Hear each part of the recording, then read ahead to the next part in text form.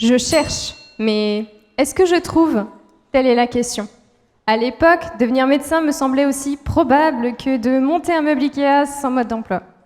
Pas de stéthoscope pour moi, mais un microscope, me permettant de déchiffrer les mystères du cancer du sein. En France, le cancer du sein est le plus fréquent chez la femme. Heureusement, on le traite de mieux en mieux. Mais à quoi je sers, du coup? Travailler sur un cancer déjà bien traité, quelle merveilleuse idée! Roger, t'as vu où vont nos impôts? Eh bien, malgré les avancées scientifiques, il reste toujours le plus mortel. Figurez-vous qu'avec certains traitements, les cellules cancéreuses se transforment, résistent, mutantes quoi. Les traitements deviennent inefficaces. Alors, comment repérer ce changement?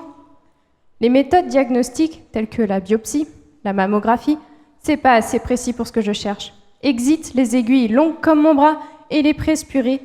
J'ai opté pour le PET scan.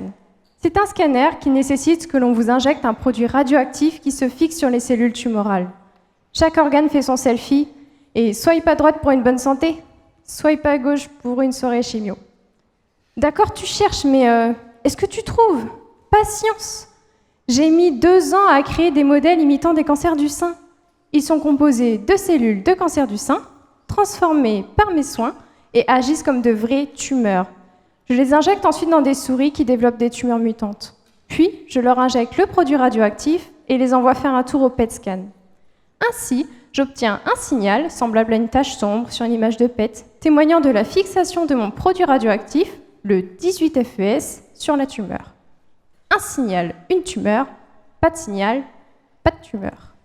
La grande question, les mutations des tumeurs des souris vont-elles bouleverser la fixation du 18FES et donc le signal? J'ai plusieurs hypothèses sur le sujet, mais dans tous les cas, je suis convaincue que le 18FES ne va pas se comporter de la même manière face à une tumeur mutée. En même temps, si je ne suis pas convaincue par mes propres recherches... D'accord, mais est-ce que tu trouves là? Pas encore tout à fait. Je me bats avec le 18FES. Ah, tu veux pas te fixer aux cellules aujourd'hui? Bon, je vais passer ma journée à analyser des pixels noirs alors.